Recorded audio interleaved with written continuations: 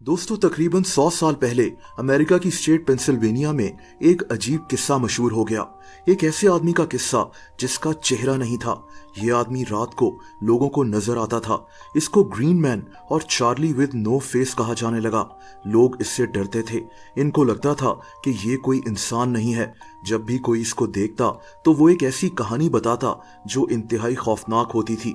ये बगैर चेहरे वाला आदमी एक सड़क पेंसिल्वेनिया रोड पर अक्सर नजर आता था। यहाँ एक जगह थी, बीवर काउंटी। खास तौर पर इस इलाके के लोग इसको देखने का दावा करते थे।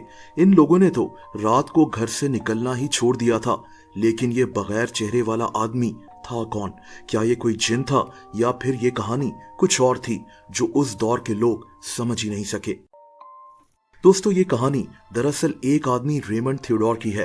रेमंड को बचपन से ही बाहर घूमने फिरने का बहुत शौक था। ये लड़का अक्सर पास के दरिया में स्विमिंग करने चला जाता था। लेकिन 18 जून 1919 के दिन इस लड़के की जिंदगी तब्दील हो गई। दोस्तों, इस दिन ये अपने कुछ दोस्तों के साथ एक जगह स्विमिंग करने गया हुआ था। इन्होंने इस दौरान एक ब्रिज से गुजरने का फैसला किया जिसका नाम वॉलेस रन ब्रिज था। ये ब्रिज लोगों के चलने के लिए नहीं था। दरअसल इस ब्रिज से एक ट्रॉली एक एंड से दूसरे एंड भेजी जाती थी। इस ट्रॉली पर सामान होता था, इसीलिए इस ब्रिज में करंट मौजूद था।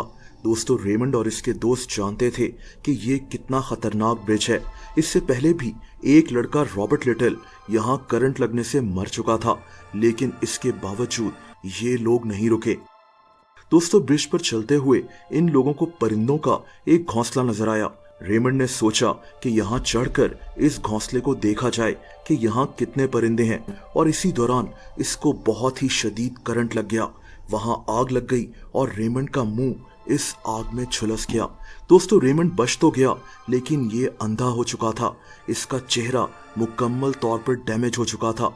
लेकिन इस बहादुर लड़के ने हिम्मत नहीं हारी। इस एक्सीडेंट के बावजूद ये अपनी जिंदगी खुशी से जीना चाहता था। दोस्तों, रेमंड अभी भी बाहर घूमने फिरने जाना चाहता था और इसीलिए ये रात होने का इंतजार करता। ये लड़का अपनी स्टिक पकड़ता और रात को अपने घर से बाहर निकल जाता था ताकि इसको कम लोग देखें और ये आराम से चल भी सके। इस जगह को रूट 351 भी कहते हैं।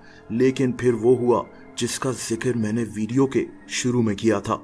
अब आप समझ गए होंगे कि वो इंसान जिसका चेहरा नजर नहीं आता था वो दरअसल रेमंड ही था। उस दौर में रात के वक्त स्ट्रीट लाइट्स तो इतनी होती नहीं थी और लोग कभी समझ ही नहीं सके कि ये दरअसल रेमंड है जिसके साथ एक अफसोसनाक वाकया हुआ है।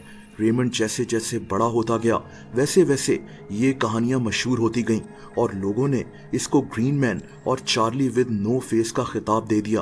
अब कई लोगों से तो रेमंड बात भी करता था और इनको समझाता था, लेकिन जब किसी कहानी ने मशहूर होना होता है तो वो हो ही जाती है, और यही कुछ इस कहानी में भी हुआ।